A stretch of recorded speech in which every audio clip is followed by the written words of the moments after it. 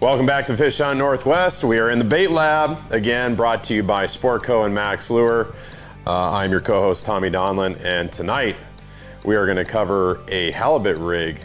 We've got a halibut opener coming up in Puget Sound and the eastern strait of Juan de Fuca. It's going to be awesome.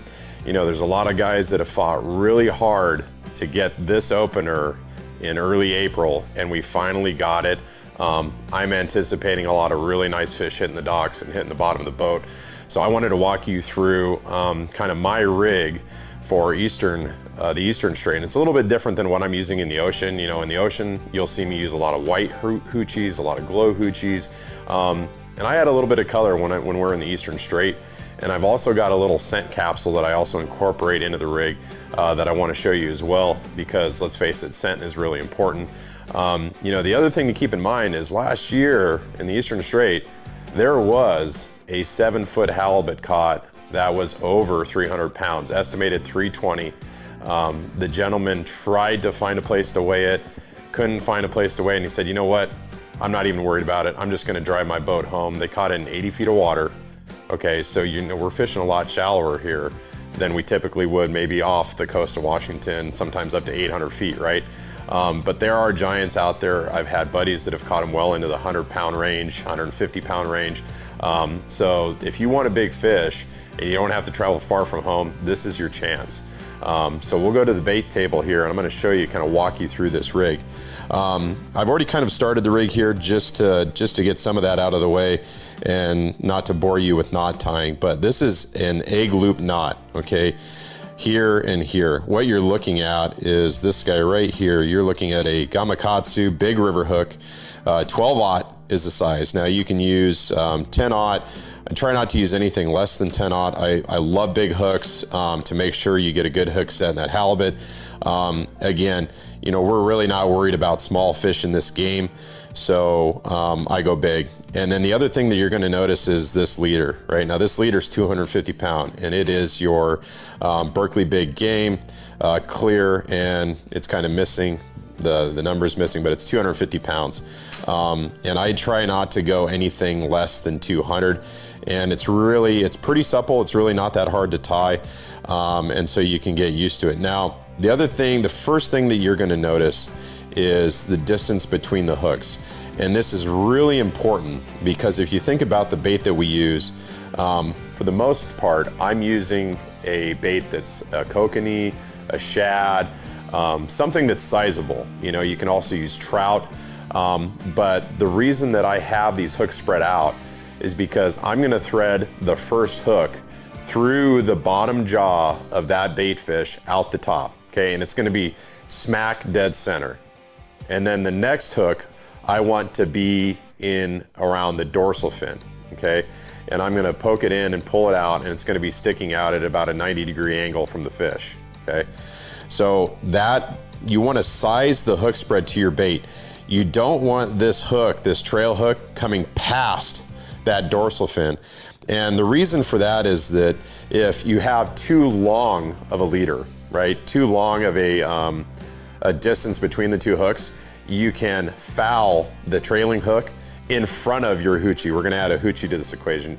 This hook on the way down will end up going in front, and then you'll be wishing, not fishing. So don't do that, okay? So that's the first thing, is to get a good spread here. Now the next thing that I'm gonna bring into the equation is this pill bottle. You can use any small size pill bottle. This was actually, it looks like one for one of my dogs. It's the smallest that I could find. I also use these one. It depends on the size of the hoochie that you have, and you'll see in a second. But any pill bottle will do, any small capsule will do. I know they also sell scent capsules.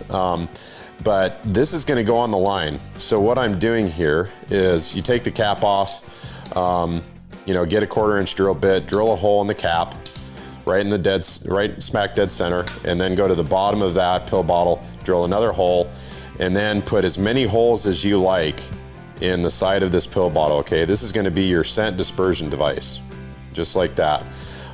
Don't press too hard while you're drilling or you will crack these plastic bottles, but these things work really well. So the next thing I'm gonna do is I'm gonna take the leading edge of the line and I'm gonna run it through this hole. And it's easier if you do it with the cap off.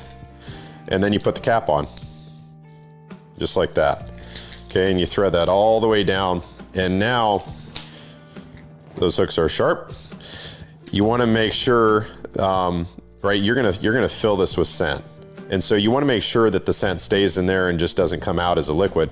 So the next thing I do is I'm gonna go and get, you know, and the color does not matter, it's inside the scent capsule, but just get some kind of yarn, any kind, doesn't matter what color. Get a piece of that, and that is gonna be cut into about, oh, I don't know, you know, a 10-inch length, 12-inch length or so. And I'm just gonna ball this up. I just want something to soak up the scent.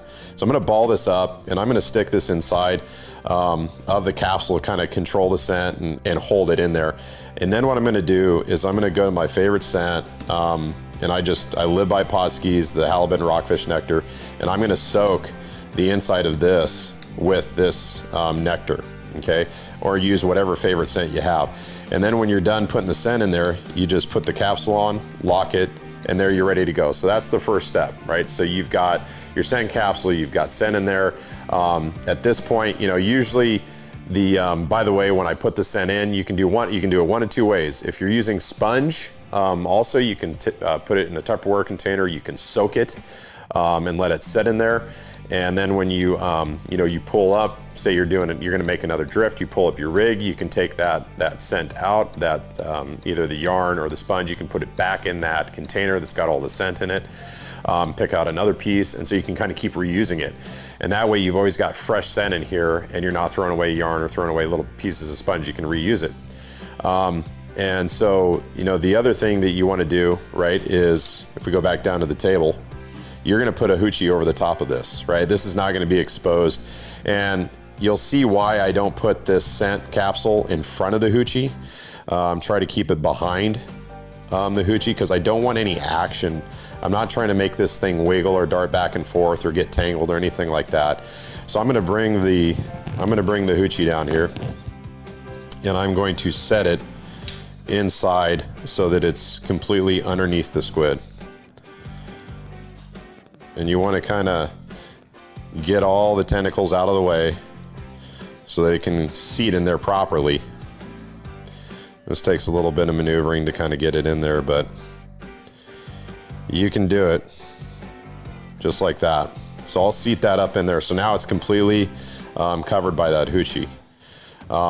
And I like, you know, you'll notice that I've got some longer hoochies on here as well. And what I'm doing in this case when I'm using these longer ones is I really don't like that hoochie to go too far down. I want it pretty streamlined, and so I will end up cutting these skirts to go just the length of the first hook, leaving that second hook completely exposed. I don't want the skirt getting tangled with the hooks or anything like that.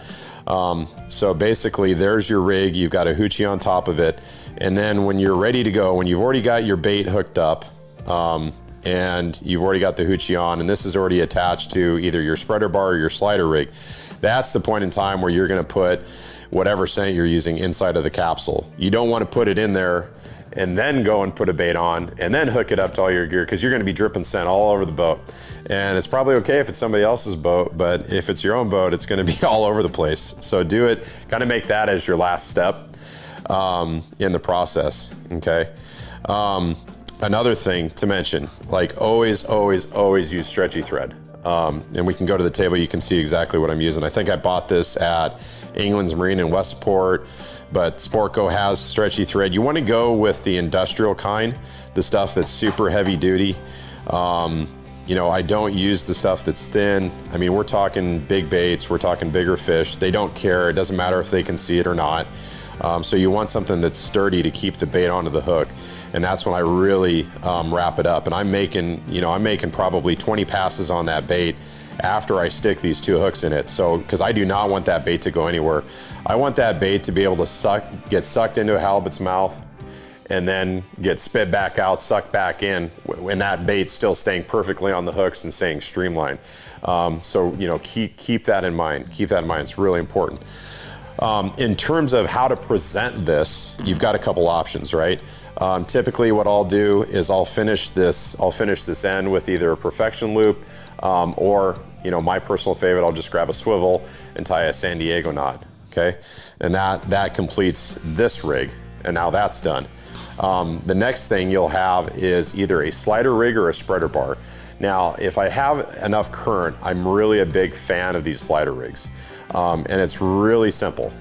One end goes to your leader, one end goes towards the line on your rod, and then in the middle you'll notice I've got a corkscrew swivel that just slides back and forth. And what I'm going to do is I'm going to put a short dropper, probably about 8 inches, not very much, of light monofilament. So when I say light in this case, because I'm fishing 80-pound on my main line, light would be like 30 pounds, 25 pounds, okay?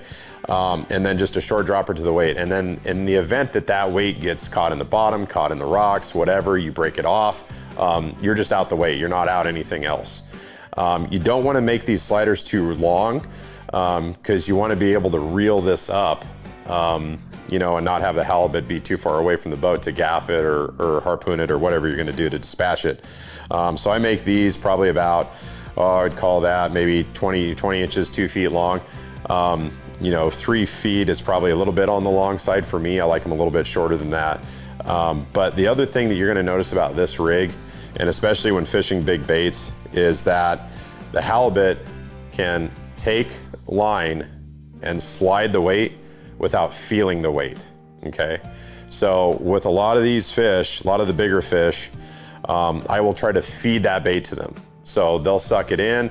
I want that fish to fully engulf the bait and have a chance to turn away from where the boat is or the direction of where my rod's coming from. As soon as they turn and I engage the drag, I'm pulling those 2 12-aught hooks directly into that fish's mouth, and it's on. And again, if you look at these hooks, these big river hooks, I mean, the reason that I use them is because it's got a huge throat, it's got a huge gap, they're super strong. I've never broken one of these, never broke. I better knock on wood. We got some wood around here?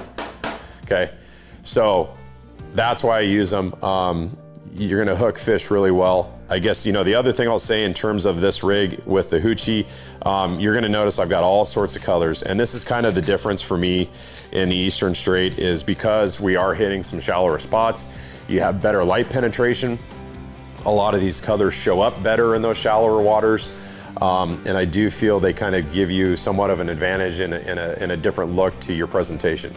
The other thing that I do add at the end, and you can never go wrong with tuna scent, but I will go in and I will put some fire gel on the outside of the hoochie. So I've got the Pautzke's Halibut Nectar on the inside in the capsule, and then I'll take some of this and put it on the outside of the hoochie just to make sure I've got all my scent bases covered completely, and then I'm ready to go.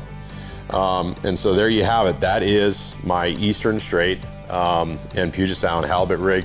Hope you guys enjoyed it. Don't go anywhere. We're going to be right back to close out the show.